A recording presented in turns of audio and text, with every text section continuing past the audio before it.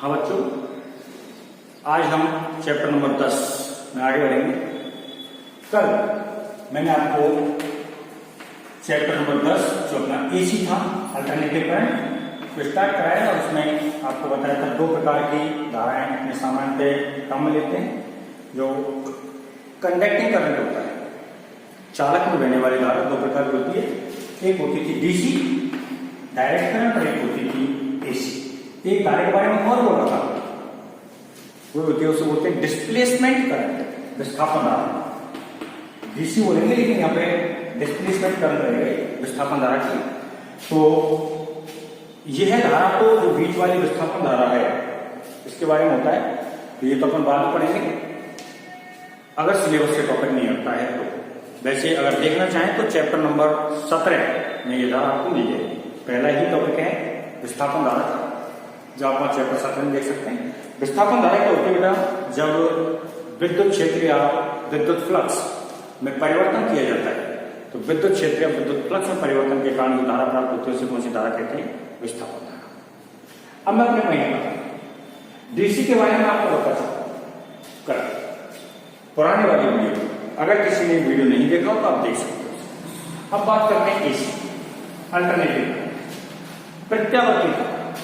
प्रत्यावर्ती धारा को प्रत्यावर्ती धारा जंत्र से प्राप्त किया जाता है। प्रत्यावर्ती धारा को क्या किया जाता है? प्रत्यावर्ती धारा जंत्र से प्राप्त किया जाता है। इसमें एक आयताकार कुंडली होती है, जैसे समथिंग ये मान। अब जैसे देखो बेटा, इस कुंडली का ये वाला पार्ट जो क्षेत्रफल बन रहा है, इधर बन रहा है ना, इस क्षेत्रफल का भाग, और जब मैं इसको रोटेट करूंगा ऐसे, तो क्षेत्रफल घूम रहा है, वापस उसी जगह पर आ गया। अब मैंने इसको धीरे धीरे रोटेट किया, कितना डिग्री का कोण घूम गया? ये 90 डिग्री। पहले इधर था है ना, अब क्षेत्रफल इधर हो गया, और रोटेट किया, अब कितना हो गया? 180 डिग्री।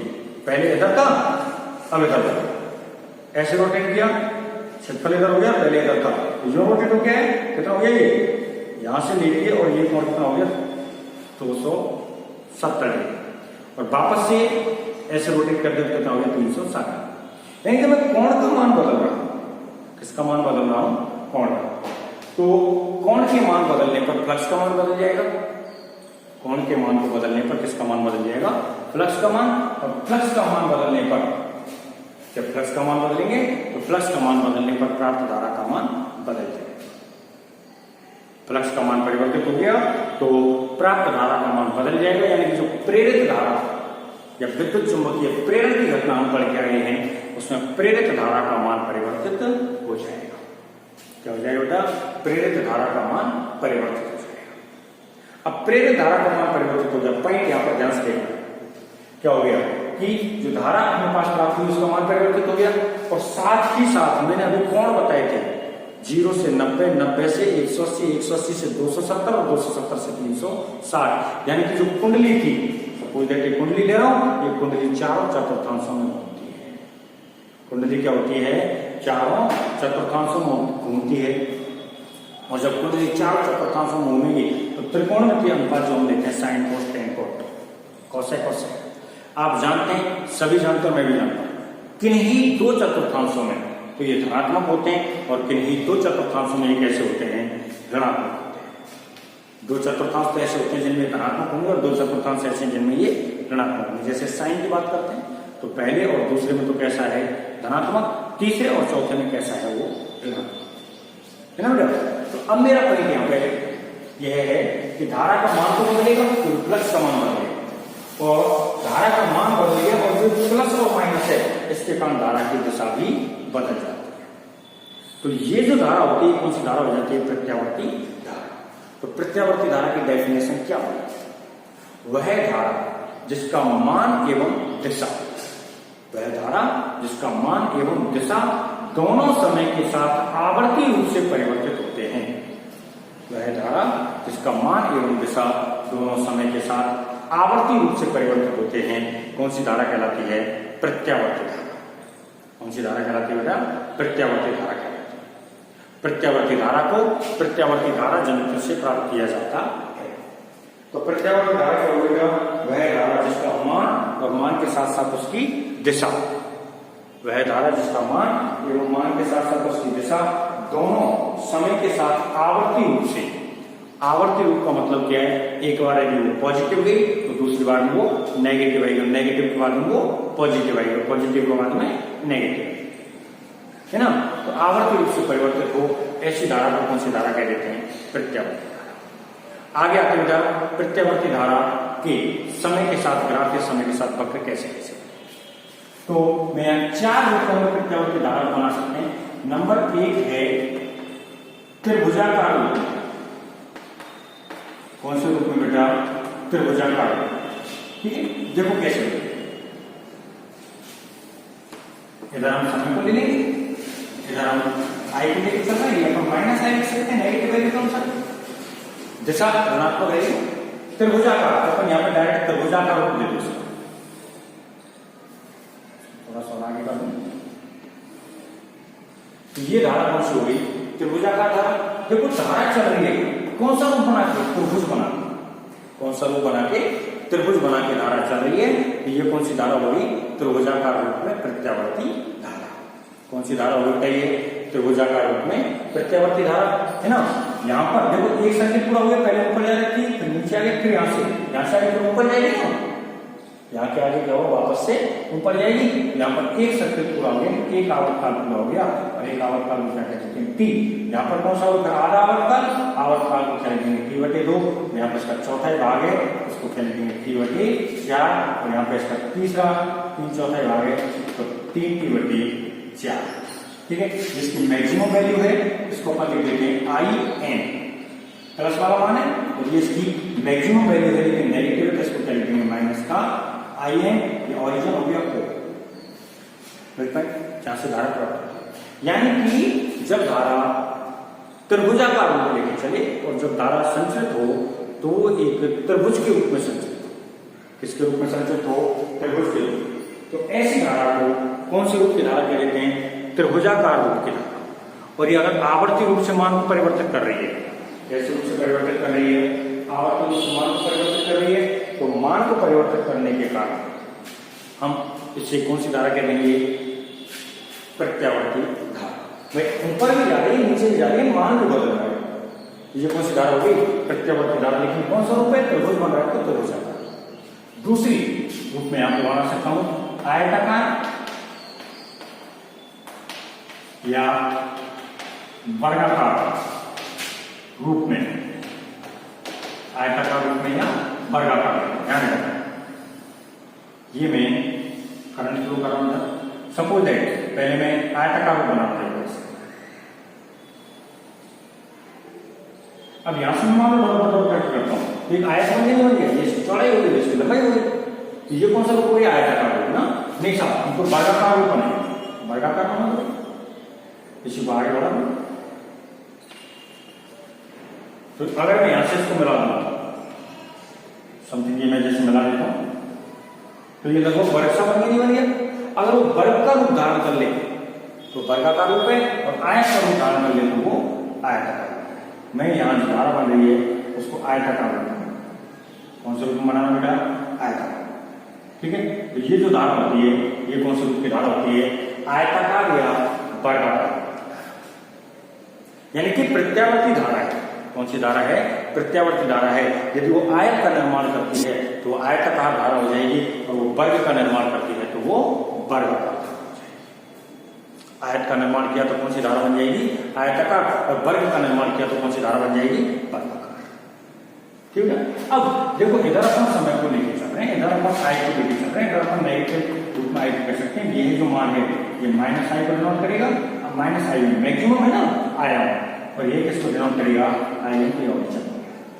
यहां पर देखो, यहां से स्टार्ट हुई मैक्सिमम वैल्यू, सोची यहां से डायरेक्ट मैक्सिमम पहुंच गई है ना, और फिर जो चली, अब फिर यहां से वापस मैक्सिमम पे जा रही है, वो पॉजिटिव डायरेक्शन है।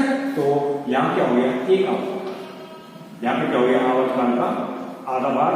यहां पर क्या कह सकता हूं मैं, आवर्तकाल 3 आवर्तकाल का चौथा है, यहां पर क्या कह सकता हूं मैं, आवर्तकाल का चौथा है, ठीक है। दूसरा रूप। तीसरा रूप हम इसका बना सकते हैं, वह है अपने पास ज्यावक्रीय रूप। कौन से रूप में बेटा, ज्यावक्रीय रूप में। ज्यावक्रिय, ज्या बोलते हैं साइन, तो साइन कॉस टेन कॉट होते हैं ना, इनमें साइन को क्या बोला जाता है? ज्या। साइन को क्या बोला जाता है? ज्या बोला जाता है। तो साइन का जो ग्राफ बनता है, किसका ग्राफ बनाना है? साइन वाला ग्राफ। तो साइन का ग्राफ जो बनता है उसे कौन सा ग्राफ कहेंगे? ज्यावक्रिय ग्राफ। साइन का जो ग्राफ है उसको कौन सा ग्राफ कहेंगे? ज्यावक्रिय ग्राफ। और ज्यावक्रिय ग्राफ कैसे बनेंगे? ऐसे। साइन का जो तरंग है उस प्रकार से कहता आपको बना के बताएं भाई। 0 पर 0 मान है, जैसे जैसे मान 0 से 90 तक पहुंचा। कक्षा 10वीं पढ़ रखी है सारणी, कक्षा 11वीं पढ़ रखी है, ठीक है, मैंने बताइए। तो जैसे जैसे 0 से लेकर 90 तक पहुंचते हैं, साइन का मान बढ़ेगा। दूसरे चतुर्थांश में यहाँ पे 90 तक पहुंच गया, कितने डिग्री पे पहुंच चुके हैं? 90 डिग्री पे। 90 डिग्री पे पहुंच गए और कुल एंगल अपने पास कितने डिग्री का होता है? 360 डिग्री का। इधर सामने को ले रहा हूं, तो चौथे भाग हो गया t/4, और यहाँ पे कंप्लीट सर्कल हो गया t। 360 का चौथे भाग हो गया 90 डिग्री। 90 डिग्री मैक्सिमम पहुंच गया। दूसरे चतुर्थांश में भी साइन कैसे होता है? धनात्मक। तो अब मान घटना प्रारंभ होता है उसका 0 degree 180 degree pi degree. Pi degree होता है, उसका मान बराबर होता है कितना? 0। यानी पहले मान बढ़ा और फिर मान घटना प्रारंभ हुआ। फिर नेगेटिव में बढ़ेगा, किसमें बढ़ेगा? नेगेटिव में, और नेगेटिव और फिर पॉजिटिव में बढ़ता है। तो इस प्रकार से अपने पास साइन की तरंग होगी। तो साइन की तरंग क्या हो जाती है? ये ज्यावक्रिय रूप में विद्युत धारा को प्रदर्शित कर सकते हैं, ठीक है। तो यहाँ पर तो क्या हो जाएगा? आधा सर्किल, और यहाँ पे क्या हो गया? सर्किल का 3/4 भाग। इधर किसको लेंगे? आई को, इधर किसको लेंगे? माइनस आई को, और इधर अपन किसको ले सकते हैं? ये माइनस का आई एम, और ये क्या हो गया? इसका I am maximum value origin, ठीक है। तो जब प्राप्त प्रत्यावर्ती धारा एक साइन वेव का रूप धारण कर ले, एक साइन वेव में कौन सी तरंग का रूप धारण कर ले? अपने पास साइन वाली तरंग या ज्या वाली तरंग का रूप धारण कर ले, तो ऐसी धारा को अपन क्या कह देते हैं? ज्यावक्रिय रूप में प्रत्यावर्ती धारा। एक और बन जाता है चौथा पॉइंट, जिसे मैं कहूंगा मिश्रित, ठीक है। तो मिश्रित को थोड़ा ये भी कह सकता हूं जटिल रूप में, मिश्रित रूप में या जटिल रूप में। मिश्रित रूप में या जटिल रूप में क्या है? देखो अपन ने 3 रूप पढ़े, 3 रूप तो सेपरेट अपना अस्तित्व रखते हैं। ये तीनों रूप तो क्या कर रहे हैं? सेपरेट अपना अस्तित्व रख रहे हैं, है ना। इन 3 रूपों के बाद में अब मैं जिस पॉइंट पर आ रहा हूं, कोई भी 2 रूपों को मिश्र कर दिया जाए, मिश्रित का मतलब होता है इकट्ठा कर दिया जाए। हो सकता है ज्यावक्रिय और त्रिभुजाकार रूप, हो सकता है त्रिभुजाकार और आयताकार या वर्गाकार रूप, हो सकता है ज्यावक्रिय और आयताकार वर्गाकार रूप। जब कोई भी 2 रूपों को हम अध्ययन एक साथ करें तो वो कौन सा हो जाएगा? मिश्रित या जटिल। जटिल क्यों कहा? त्रिभुजाकार रूप, इसमें आयाम वगैरह कुछ भी निकालना पड़ेगा, डायरेक्ट त्रिभुज के नियम लग जाएंगे। यहाँ पे जितने भी त्रिभुज के सूत्र फॉर्मूले वो यहाँ लग जाएंगे, आसानी से मान निकल जाएगा।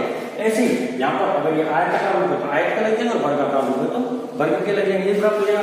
इधर साइन के कितने फॉर्मूले वो लग जाएंगे, ये प्राप्त हो जाएगा। अब एक साथ 2 आगे, जैसे तरंग बनाना, एक साथ आगे 2, जिसमें एक तरंग बनाना, ये स्टार्टिंग से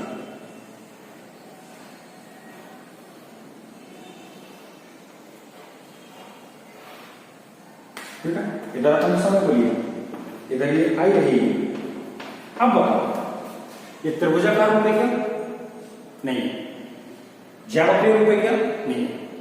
तो अब इसमें त्रिभुज का नियम लगेगा, साइन का नियम लगेगा?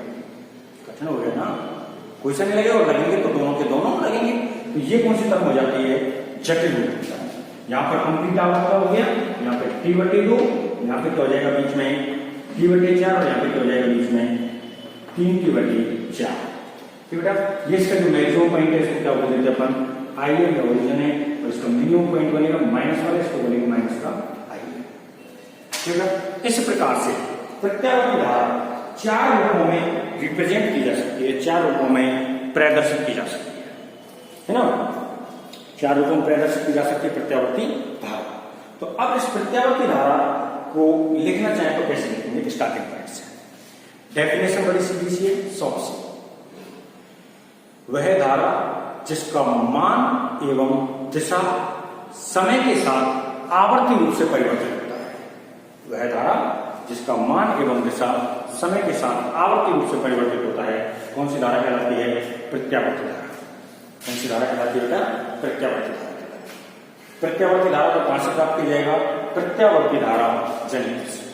कहां से प्राप्त किया जाएगा? प्रत्यावर्ती धारा जनित से। ठीक है। अगले घड़ी में रहता है प्रत्यावर्ती धारा समय के मध्य ग्राफ। प्रत्यावर्ती धारा को y अक्ष पर और समय को x अक्ष पर लिया जाए तो ग्राफ निम्न रूपों में प्राप्त होते हैं। ये चारों ग्राफ आप डायरेक्ट फेयर में कर सकते हैं। अगर कर रहे हो, नहीं कर रहे हो तो आप अपने चारों ग्राफ निम्न प्रकार से हो गए, चारों ग्राफ हो गए। अब यहाँ पर बेटा नोट जिसे दिखाने वाला हूं, ये बताने वाला वो जरूरी है। नोट यहाँ पर मैं लिखा रहा हूं, आपको 4 नोटों की जरूरत है। वो कौन कौन से रहेंगे, कैसे कैसे? जैसे किसी भी पॉइंट से, किसी भी ग्राफ से आप देख सकते हो। क्या देख सकते हो?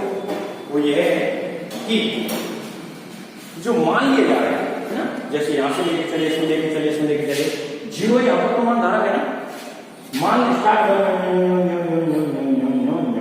यहां पर मान क्या हो गया? अधिकतम। तो जीरो से अधिकतम तक पहुंचने में कितना समय लगा? t/4। कितना समय लगा? t/4। तो प्रत्यावर्ती धारा का पहला नोट लीजिए। प्रत्यावर्ती धारा को जीरो से मैक्सिमम तक पहुंचने में कितना समय लगता है? t/4। जीरो से मैक्सिमम तक पहुंचने में कितना समय लगता है? t/4। दूसरा नोट प्रत्यावर्ती धारा, ये संपूर्ण चक्र ले लिया, किसी को भी ले सकते हो, इसको ले लिया संपूर्ण चक्र। क्या हो गया? मैं देखो 2 बार मैक्सिमम प्राप्त हो, एक घेरा और 2 बार जीरो प्राप्त हो, एक घेरा। अब इसको जीरो काउंट मत करना, क्योंकि ये अगले वाले में काउंट होगा। जब हमने यहां काउंट कर लिया ना, तो ये किसमें चले जाएगा? अगले वाले अगले चक्कर में चलेगा। तो प्रत्यावर्ती धारा अपने संपूर्ण चक्र में 2 बार मैक्सिमम वैल्यू प्राप्त करती है, 2 बार अधिकतम मान को प्राप्त करती है और 2 बार ही किसको प्राप्त करती है? शून्य। प्रत्यावर्ती धारा अपने संपूर्ण चक्र में 2 बार अधिकतम मान को और 2 बार शून्य को प्राप्त करती है। दूसरा, ठीक है, तो 2 टाइम 2 बार, तो ये क्या प्राप्त करेगी? मैक्सिमम। और 2 बार क्या प्राप्त करेगी? जीरो। तीसरा पॉइंट, जो इंडिया के अंदर बात करें, इंडिया में जो धारा आती है उसकी फ्रीक्वेंसी होती है बेटा 50 हर्ट्ज और उसका वोल्टेज होता है 220 वोल्ट। भारत में प्रत्यावर्ती धारा 50 हर्ट्ज और 220 वोल्ट पर प्राप्त की जाती है। कितने बेटा? 50 हर्ट्ज पर और 220 वोल्ट पर प्राप्त की जाती है। जबकि अदर कंट्री, यूरोपियन कंट्री में, चौथा यूरोपियन कंट्री में क्या है कि जो इसकी फ्रीक्वेंसी वो होती है बेटा 60 हर्ट्ज। इसके जो मान है मैं लिख देता हूं, 60 हर्ट्ज पर प्राप्त होती है फ्रीक्वेंसी और इसका जो वोल्टेज है वो होता है 110 वोल्टेज। यहाँ पे यूरोपियन कंट्री। चौथा नोट, तो 4 नोट यहां पर है। ठीक है। पहला नोट अपने पास ये है कि प्रत्यावर्ती धारा जीरो से अधिकतम मान तक पहुंचने में कितना समय लेती है? t/4। t/4 क्यों बोल रहा हूं? सेकंड वगैरह कुछ नहीं बोल रहा, क्योंकि आवर्तकाल 1 मिनट भी हो सकता है, सेकंड भी हो सकता है ना, दिन भी हो सकता है, महीना भी हो सकता है, साल भी हो सकता है। तो अपने आवर्तकाल का चौथा ही भाग लेती है जीरो से अधिकतम तक पहुंचने। एक कंप्लीट सर्किल की बात की जाए तो 2 बार ये अधिकतम मान पर पहुंचेगी और 2 बार शून्य पर पहुंचेगी। कन्फर्म। तीसरा, भारत में जो प्रत्यावर्ती धारा है वो 50 हर्ट्ज पर प्राप्त होती है। अपने घरों में लाइट आती है, ये कितनी हर्ट्ज आवृत्ति पर आएगी? 50 हर्ट्ज आवृत्ति पर प्राप्त होगी और 220 वोल्टेज पर प्राप्त होगी। जो यूरोपियन कंट्रीज हैं उनके अंदर प्रत्यावर्ती धारा 60 हर्ट्ज आवृत्ति पर आती है और 220 वोल्टेज पर आती है। ठीक है, इस वीडियो में इतना ही है। आगे कल वीडियो करेंगे और शायद मैं बता रहा हूं कल से मैं वीडियो में चैप्टर नंबर 3 को स्टार्ट करूंगा, क्योंकि सुनने में आया है यह चैप्टर इस बार सिलेबस में से हटाया जाए। ठीक है, तो आप टेंशन ना लें, पढ़िए। ठीक है, तो और दूसरा चैप्टर को अगले को स्टार्ट करेंगे कल।